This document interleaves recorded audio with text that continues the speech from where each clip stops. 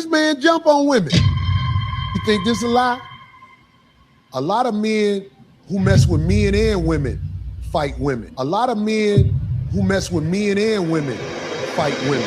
We are living in the age of the sandbox. Anton didn't come off bad to me. He stood his ground. Like, he didn't look like no nuts. And I don't know Corey Holcomb either, but it looked like Corey thought he had an easy one. He was just going to go chump him and kick him off the stage when dude was like, nah. Like, you know what I mean? He was calm, but he didn't back down.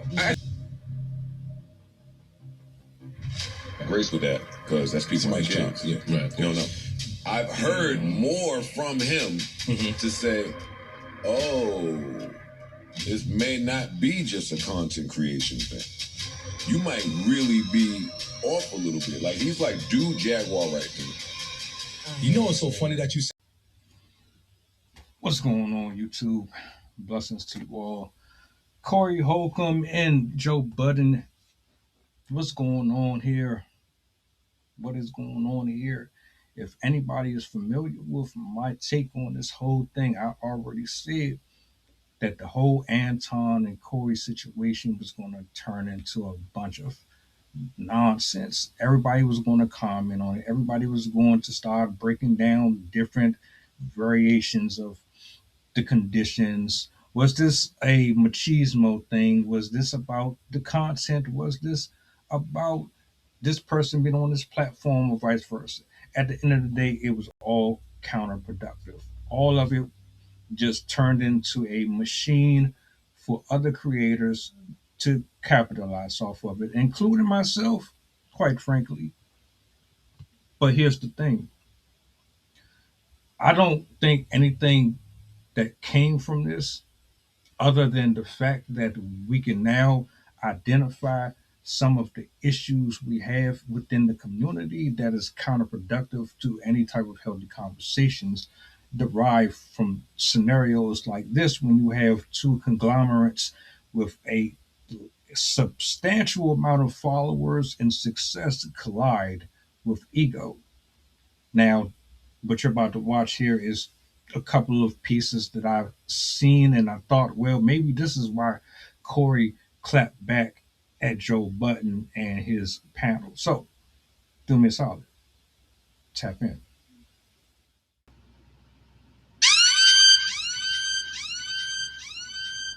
I've heard more from him to say, oh, this may not be just a content creation thing. You might really be off a little bit. Like, he's like, dude, Jaguar right to me. You know what's so funny that you saying this? He's like that. I watch 5150. So I'm just saying, I see a lot of what he does for the entertainment factor, similar to some of the things you've done in the past on your own pod. And you might not be that familiar with his overall pod and delivery, but I do know. I'm familiar enough with his overall pod and delivery. I've watched it for a stretch just to make sure, because I think that he's funny and talented. I think that's totally independent of somebody being a little off. Well, I just attach some of those moments, like you're saying with the door. I do attach some of that. And if any of y'all ever see me having a moment on camera where I really look a little off, hopefully y'all will call me afterward and check on me.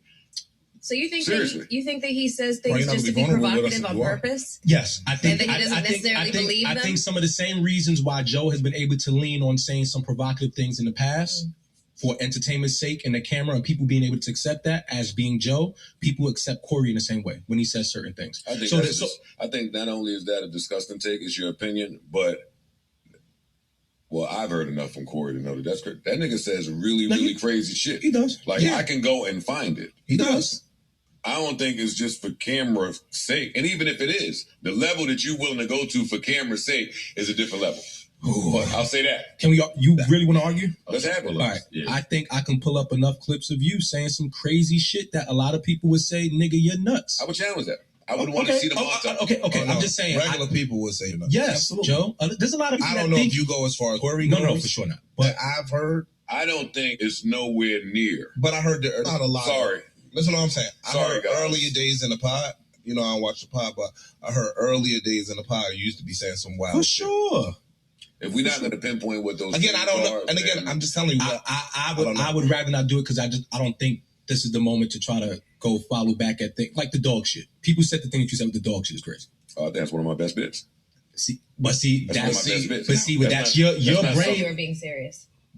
Oh yeah, but I'm not owning that. I'm not owning people thinking I'm serious. If you heard that dog bit and said Joe Budden is, then stay over there, and I'm not mad at you. The shit I'm talking about with Corey Holcomb it's the same thing, Joe. No, it's not. The shit Somebody can hear what kind of stuff is Corey saying? Stuff I'm talking about, I hear with him. Disrespect, grace with that, because that's people like kids. Yeah, right. You know? And in turn, it got the response from Corey. Now, Corey says he don't watch, he don't follow you. Probably don't. I doubt it. Because the only time people like Corey, Anton, or anybody respond to anything is if it's from someone who has numbers. Y'all don't address people who don't have a large following behind them because it really does nothing for you financially. See, this is all a business. Whether or not y'all believe in the storylines that are written or you think that there's more going on, people like that do not respond to the little folks. Now, I do want to say this. If this is the clip, and I'm pretty sure there's more to it, but if this is what triggered that entire response, what it sounds like, he's addressing the possibility that Corey might have some mental issues or some stuff that he is going through personally, or he's gone through throughout his upbringing that has him performing and moving the way he is. I don't know if that's a shtick, gimmick, or what, but to sit here and say, well, you can give that assessment about him, which is fair because, all bets are off when you're on social media. You don't really have too much room yourself. Stop! Yo, Did the girl say he tried to fuck her or something? Yes! That's why he's sitting there acting light skinned. Bro. The fuck are we talking about? You keep screaming light skinned bullshit. And stop. So hold up. Wait. Y'all gotta wait. Let me ask you. You're about to piss me off and I'm gonna start screaming back at you. Wait, can I nigga, ask a question real quick? This is about you always saying you not coming behind us when we fuck with a bitch. You knew I fuck with the bitch. You met the bitch through me and you came behind her. You should have never. This is all I'm going to say, man. Make sure that your friends aren't in the media. I don't see no good coming from being associated with folks behind the scenes. Matter of fact, put it this way, Joe Budden, bro, you ain't no better than he is or any of the other ones. It's rare you're going to come across a content creator, podcaster, televangelist, a fucking Pokemon that ain't got a flaw, that ain't got something going on with them behind the scenes. Y'all niggas be making all this money and you get braggadocious and you get unruly and you be flexing and doing all of this unnecessary stuff, getting away from the whole point of having no conversations. And then eventually what happens, your competitors and folks that look at you as competition because they're envious and jealous, they come at you and then they want to destroy and bring you down. You have to make sure that you squeaky clean. If you ain't squeaky clean, then how are you going to really give an opinion on anything else? But, unless you're humble and say, well, hey, I ain't no better. But that's not what I got from that clip. From what I saw there, you tried to make it seem like you don't say nothing wild. Yeah, bro, you be a part of some real weird shit, some real weird conversations, brother. Whether it's for entertainment purposes or not, you do be a part of those discussions and circles. Now, as far as Corey putting his hands on old girl, I say what I said before. You didn't punch her, but you still put your hands on her. And I don't really condone that type of violence or I don't like unless you gotta really defend yourself and they trying to stab you or some shit that got you having to protect your vital organs and all that. No. But ladies need to be keeping their fucking hands to themselves. But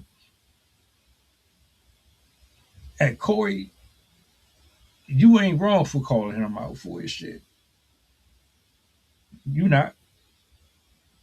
But I can't say neither one of you are really right or wrong here. Because both of you have your own history and past. But that's not to say that you're not better because that doesn't mean that you ain't changed. That doesn't mean that you are a violent person or that you hate women or you're a misandrist or it don't mean none of that shit.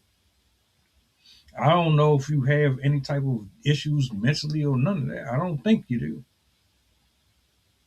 I don't take everything that is said here seriously like most people. Some people will hear this shit and then they'll just automatically run with it and then they're going a whole run trying to antagonize, assassinate character. I'm not, nah. Both of you have your own reasons to feel how you feel. I would have rather this never have gotten to where it did. It feels like the only reason these people are even talking about it is because you have two different audiences that are mixed and they watch each other.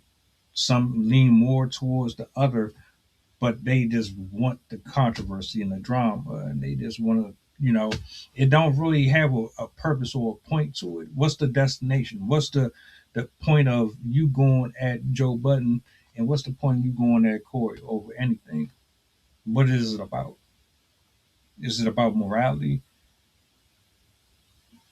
Is it about being a stand-up person?